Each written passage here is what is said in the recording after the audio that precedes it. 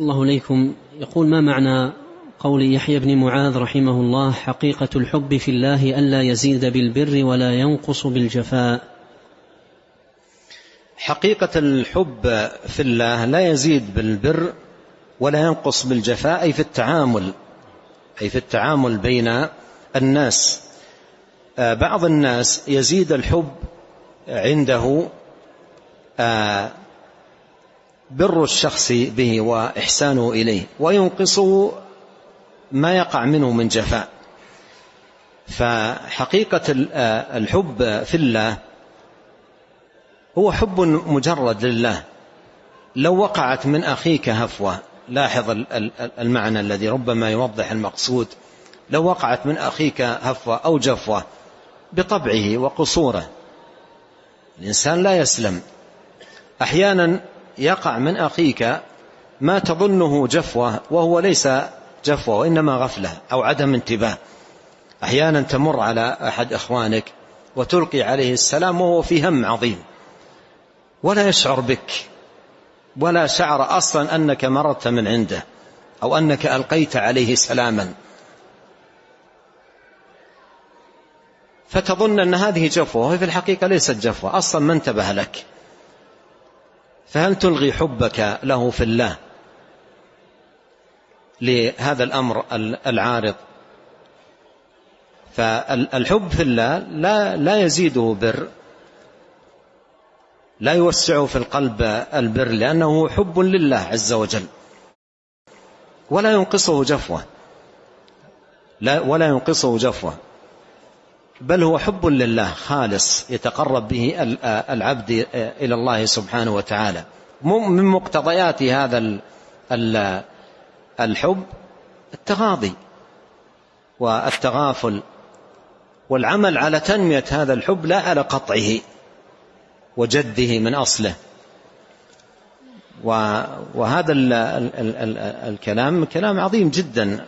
عدم فقه الكثير له أوقع وحشة بين الإخوان وتقاطع وأشياء كثيرة. أحيانا يخطئ أخ مع أخيه في العبارة، تخونه العبارة ويضعف عن اختيار عبارة مناسبة تليق مثلا بالمقام، فيقطع أخوه ما بينه وبينه من محبة.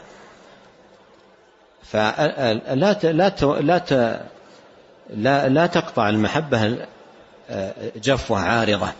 وكما قلت أحيانا لا تكون جفوة مقصودة، أحيانا عدم انتباه. أذكر في المسند للإمام أحمد قصة عجيبة، أن عمر بن الخطاب مر بعثمان ابن عفان رضي الله عنه وألقى عليه السلام فما رد عثمان، وذهب عمر إلى أبي بكر وقال، وأروي بالمعنى عهدي به قديم، قال: أرأيت أخي عثمان مررت به وألقيت عليه السلام فما رد علي.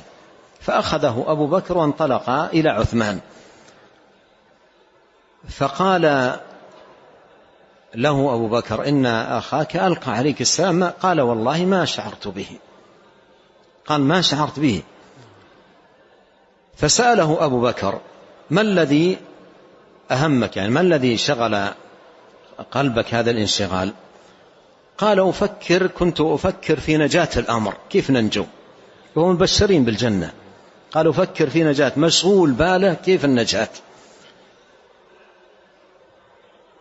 قال: سألت النبي صلى الله عليه وسلم عن ذلك فقال، والحديث أرويه بالمعنى: من قال لا إله إلا الله من قلبي كانت له نجاة يوم القيامة، أو كما قال صلوات الله وسلامه عليه. الحاصل أن أحيانا تكون أمور كثيرة من هذا القبيل، الإنسان ما ينتبه أو يكون مذهول أو مشغول أو إلى غير ذلك، فما يكون جفوة في نظرك لا يقطع المحبة، بل التمس لأخيك العذر وابحث له عن، ولا تظن بكلمة قال أخيك سوءا وأنت تجد لها في الخير محملة. هذا الأمر إذا لم يفقع على بابه يقع التهاجر والتقاطع والتدابر الذي نهى عنه النبي صلى الله عليه وسلم بقوله: لا تباغضوا ولا تدابروا. قال وكونوا عباد الله إخوانا.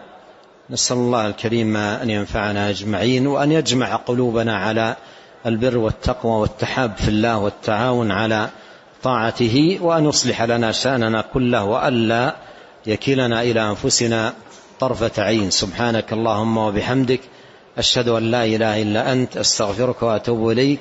اللهم صل وسلم على عبدك ورسولك نبينا محمد وآله وصحبه.